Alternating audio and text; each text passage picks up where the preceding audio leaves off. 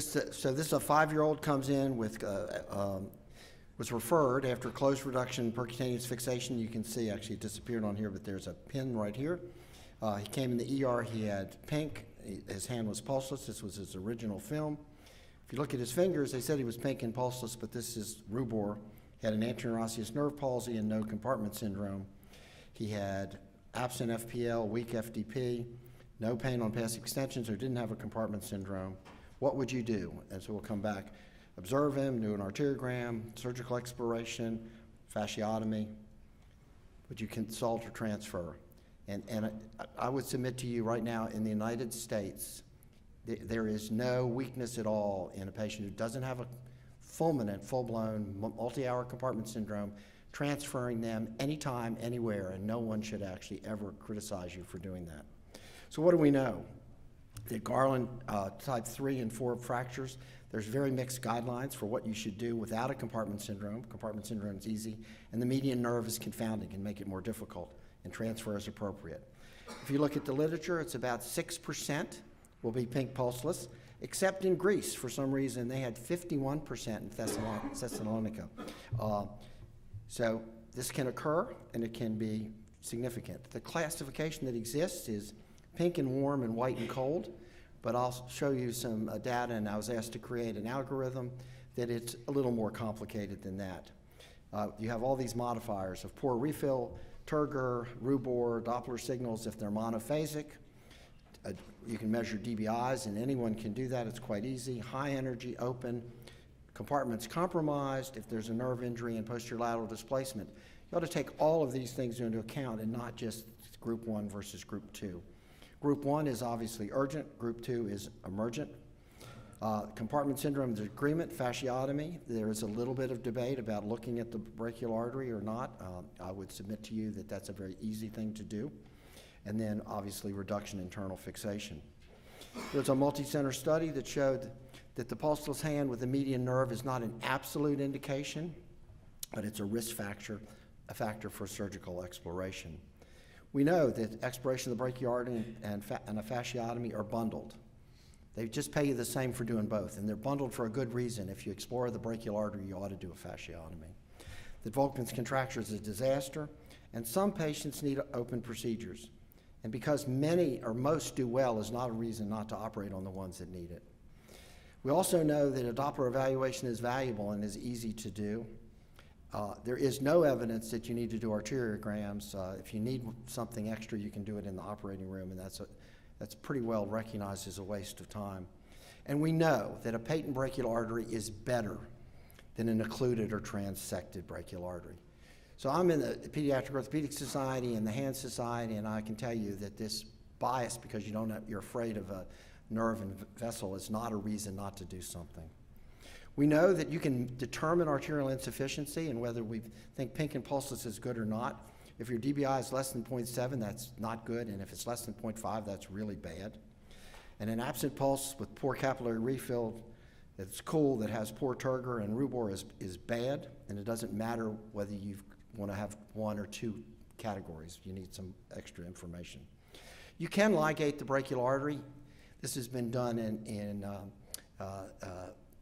cardiac casts, but this is, I would submit, is not really able to be appropriately extrapolated. These are small incisions, there's no trauma, the brachialis isn't torn, the bone didn't displace out, almost tearing the skin, so it's different. But we do know, even with that, in the best circumstances, there's a decreased pulse pressure, there's loss of endurance, and there's minimal to no shortening in the function, but the function is still pretty good. We know that after reduction and stabilization, perfusion can be improved, but you can lose a pulse, okay? You don't usually lose it after 36 or 48 hours, but a pulse can come back and go away, or it can come back and look better, and that collaterals may provide adequate perfusion in the absence of compartment syndrome, or you can have them and get a compartment syndrome anyway. Now, the problem is that there's a huge bias in the literature based on training. Classic pediatric orthopedic says they're much less likely to explore it. Hand microsurgery trained surgeons are more likely. Obviously, neither one of these is optimal. Neurologic exam, careful motor exam, which is missed most frequently that I see, is people fail to recognize that they have an anterior osseous nerve palsy. You want to check sensibility and pulse and perfusion, and the quality of that pulse and perfusion is really important. Remember, rubor is bad, red is not good, light pink is good, and too much turgor is bad too. So here's what I would look at. You have group 1, pink and warm, and I look at the Doppler. This is what you can do first. If it's triphasic and biphasic and we don't have risk factors, which I'll show you, that's one that you really ought to just reduce and then recheck them, and I'll come back to that. If it's open or it's a monophasic closed with no signal and your DBI is less than 0.5, you ought to consider opening those and looking at them, and obviously the white cold you ought to operate. These are the modifiers: high energy hematoma, nerve injury, open fracture, skin tenting. I really worry about that. I see these patients where the bone is torn through the brachialis and is sitting under the skin. Posterior lateral displacement, you know that nerve and artery may be tethered by that. And so this is a concern. So it's easy. The pink pulseless, group A, 1A, these are the good ones. Triphasic, biphasic pulses, pink, no compartment syndrome, closed reduction, percutaneous fixation, reassess them. And you may need to open them, but most of the time these will do quite well. That group 1A, that's the pink perfused, but has no real, it's monophasic, not biphasic. DBI is going to be less than 0.7. And the open fractures, 1, 2, whatever they are, you ought to really consider doing an open reduction. You can do this very simply. Through a transverse incision, and you can sweep the vessels and nerve away from the fracture, and often they're impaled on it. And then if you want to, you can do a formal vascular exploration and reconstruction unless the pulse returns. And if you do that, you can do a percutaneous fasciotomy. I would recommend that. And it's all of these transfer is very reasonable. Now, the group 2, the white cold initial care reduction, it's okay to do that with rigid fixation and reassess. I prefer to actually make a little incision, look at these.